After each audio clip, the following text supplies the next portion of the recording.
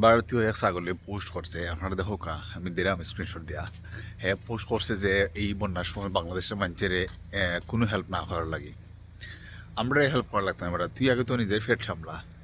ভারত এমন একটা মানুষ যেখানোর প্রতি 4 জনের এত মানুষের হাতে না খাইয়া ঘুমায়। তারা দেশের যে বাচ্চা আছে, তার যে বাচ্চানোর মানে জন্ম নেওয়ার পরে সবচেয়ে বেশি অপুষ্টিকর লিগা ভারত।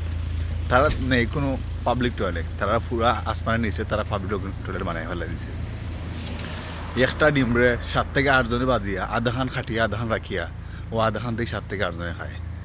একটা মাছের লেঙ্গুরে এখন সারা গোষ্ঠী লিয়ে খাই লিতে চায়। সো ওটু লিখা ভারত। আমরা হেল্প করা লাগতো না, বাংলাদেশ হেল্প করার লাগি বাংলাদেশ মানুষের যথেষ্ট, ইনশাল্লাহ আল্লাহ সাহায্য নিয়ে। এই মুহূর্তে অনেক সংকট চলের, বাংলাদেশের মানুষই কিন্তু বাংলাদেশের মানুষের হেল্প করে, ত্রাণ দেয়, প্রবাস থেকে মানুষের টাকা দেয়। তো তোমরা নিজের সরকার ফেল দাও, তোমরা অধিকাংশ আনা খেয়ে ঘুমাও, খাফড় নাই, তোমরা বাড়ার তোমার থাকার কোনো জায়গা নাই। আগে নিজে ঠিক হোক, পরে বাংলাদেশে চিন্তা করো।